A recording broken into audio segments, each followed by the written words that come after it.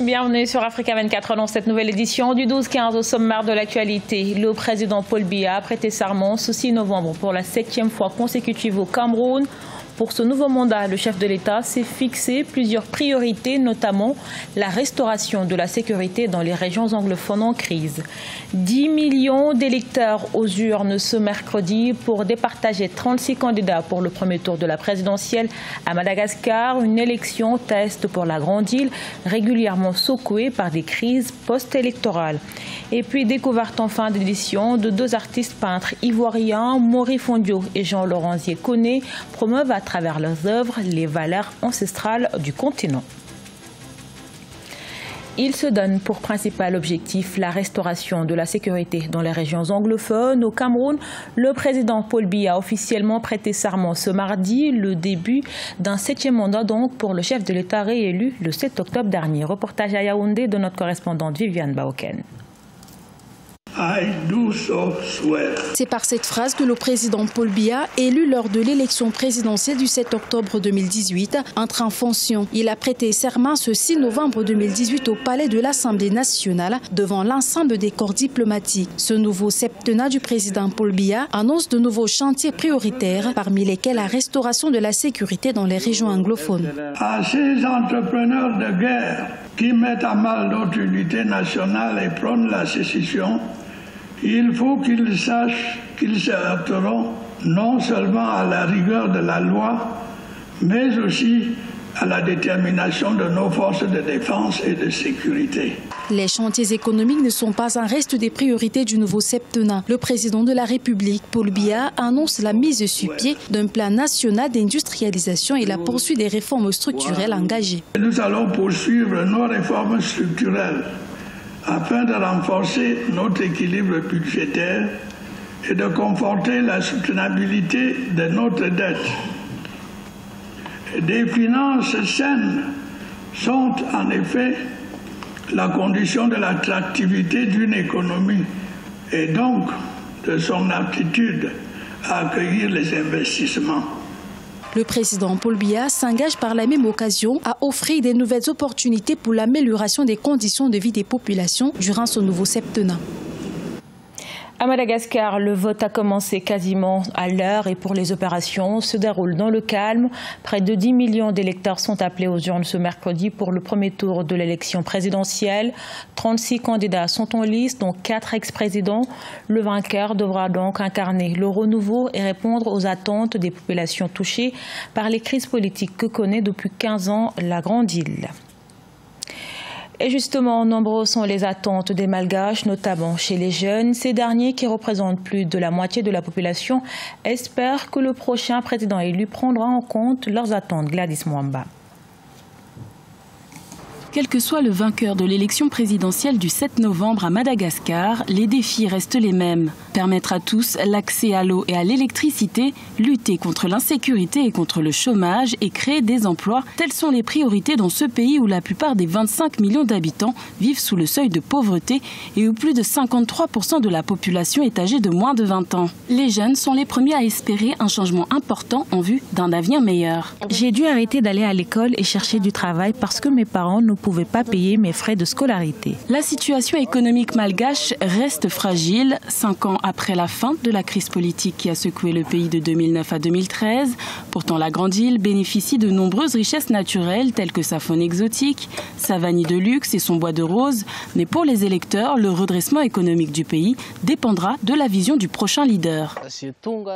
Avec chaque nouveau président, la vie est devenue de plus en plus difficile. Et c'est pourquoi je vais voter dans l'espoir que nous aurons un bon président, mais une personne ayant une vision pour les jeunes. 9 903 913 électeurs seront appelés à départager dès le 7 novembre une trentaine de candidats en lice.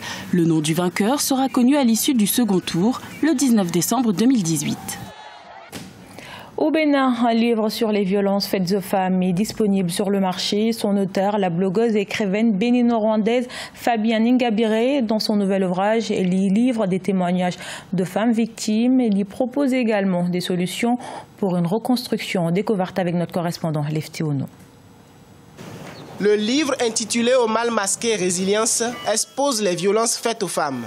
L'ouvrage de l'auteure bénino-rwandaise Fabienne Ngabire est une compilation de témoignages des femmes victimes de violences. La blogueuse et écrivaine présente son livre comme une contribution pour l'éradication des violences fondées sur le genre. Moi, je m'adresse à l'individu, à la femme qui a vécu cela. Comment elle, en tant qu'individu, même si la société n'évolue pas vite, même si le système judiciaire n'évolue pas vite, comment elle peut elle-même trouver des solutions à son niveau? Comment elle peut avoir encore confiance en elle? Comment elle peut ne pas se dire que tous les hommes sont violents parce qu'il y a un seul homme qui l'a violenté? Comment elle peut arriver à pardonner cette violence aussi pour elle-même, pour pouvoir aller de l'avant? C'est dans ce sens-là. Selon Fabienne Ngabiré, le bouquin Au mal masqué résilience demeure un livre de développement personnel. Selon des défenseurs des droits de l'homme et de la femme, environ 13% des femmes victimes de violences sont prêtes à dénoncer. Je pense que ça peut aider d'autres femmes à pouvoir s'exprimer parce que ça va régler déjà, comme moi je le dis, un problème de santé publique. Fabienne Ngabiré a à son actif 2 livres et 2 livrets. Son premier livre est dénommé « Mon apprentissage du chemin de la gratitude ». L'auteur entend publier en 2019 un essai et un roman sur le développement de l'Afrique. En Côte d'Ivoire, le milieu hospitalier secoué par une grogne sociale. Depuis ce lundi, les agents de santé des établissements publics sont en grève. Ils réclament des augmentations d'indices, des primes et des indemnités dont certaines sont versées depuis l'an dernier à d'autres fonctionnaires.